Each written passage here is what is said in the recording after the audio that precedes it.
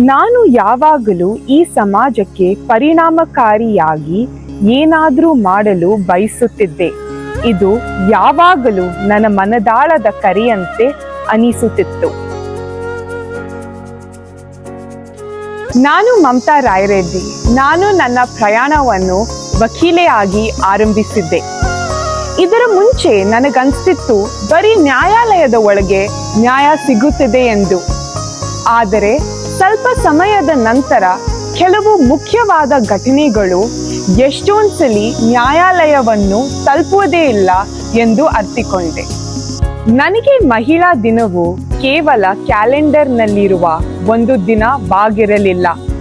ಇದು ಕಾಣದಿರುವ ಶಕ್ತಿಗಳು, ಒಮ್ಮೆ ಮೌನಗೊಳಿಸಿದ ಧ್ವನಿಗಳು, ಇನ್ನು ಮಾಯವಾಗಲು ನಿರಾಕರಿಸುವ ಕನಸುಗಳು. ಈ ಎಲ್ಲ ಕನಸುಗಳಿಗೆ ನಾನು ಒಂದು ರೂಪ ಕೊಡಲು ಬಯಸಿದ್ದೆ. ಕೊಪ್ಪಳ ಸ್ತ್ರೀರತ್ನ ಮೂಲಕ ನಮ್ಮ ಊರಿನಲ್ಲಿ ಮೊದಲ ಬಾರಿಗೆ ನಾವು ಒಟ್ಟಾಗಿ ಸೇರಿದ್ವಿ. ಅಡೆತಡೆಗಳನ್ನು ದಾಟಿ ಮುಂದೆ ಬಂದ ಮಹಿಳೆಯರನ್ನು ನಾವು ಗುರುತಿಸಿ ಗೌರವಿಸಿದ್ದೇವೆ. ಇದರಿಂದ ಬೇರೆ ಮಹಿಳೆಯರಿಗೆ ಮತ್ತು ಯುವತಿಯರಿಗೆ ಪ್ರೇರಣೆ ಸಿಕ್ತು. ಅವರು ಸಹ ತಮ್ಮಲ್ಲಿಯೂ ಸಾಧ್ಯತೆಗಳನ್ನು ಕಂಡರು. ಆ ದಿನ ನನ್ನ ಮನಸ್ಸಿನಲ್ಲಿ ಆಳವಾಗಿ ಉಳಿಯಿತು. ಅದು ನನಗೆ ಕೃತಜ್ಞತೆ ಮತ್ತೆ ಉದ್ದೇಶದ ಆಳವಾದ ಭಾವನೆಯನ್ನು ನೀಡಿತು. ಅದು ಕೇವಲ ಒಂದು ಕಾರ್ಯಕ್ರಮವಲ್ಲ, ಅದು ಸಂಪರ್ಕದ ಕ್ಷಣವಾಗಿತ್ತು, ಹಂಚಿಕೊಂಡ ಶಕ್ತಿಯ ಕ್ಷಣವಾಗಿತ್ತು.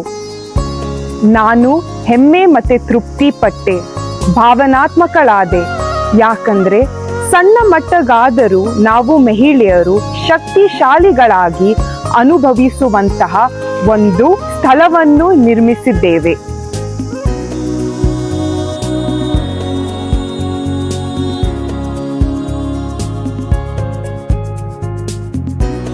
ಮಹಿಳೆಯರು ಒಟ್ಟಾಗಿ ಬಂದಾಗ ಒಂದು ಅದೃಶ್ಯ ಶಕ್ತಿ ನಮ್ಮಲ್ಲಿ ಹುಟ್ಟುತ್ತದೆ. ಇದೇ ಬದಲಾವಣೆಗೆ ಸರಿಯಾದ ಕ್ಷಣವೆಂದು ನಂಬುತ್ತೇನೆ. ಈ ಕಾರ್ಯಕ್ರಮದಿಂದ ನಾನು ಇನ್ನಷ್ಟು ಉತ್ತಮ ಕೆಲಸ ಮಾಡಬೇಕನಿಸಿತು. ಅದಕ್ಕೆ ಮತ್ತೆ ನಾನು ಹಿಂದಿರುಗಬೇಕು, ಇನ್ನಷ್ಟು ಸಮಯ ನಿಮ್ ಜೊತೆ ಕಳೆಯಬೇಕು, ಇನ್ನಷ್ಟು ಆಳವಾಗಿ ಕೇಳಬೇಕು ಮತ್ತೆ ಜನರ ಜೀವನವನ್ನು ಅರ್ಥ ಮಾಡಿಕೊಳ್ಳಬೇಕು. ನಾನು ಮತ್ತೊಮ್ಮೆ ನಿಮ್ಮೆಲ್ಲರನ್ನು ಭೇಟಿಯಾಗಲು ಎದುರು ನೋಡುತ್ತಿದ್ದೇನೆ. ಎಲ್ಲ ಯಲಬುರ್ಗಾ ಮತ್ತು ಕೊಪ್ಪಳ ಜನರಿಗೆ ಶುಭವಾಗಲಿ ಎಂದು ಬಯಸುತ್ತೇನೆ. ನಮಸ್ಕಾರ.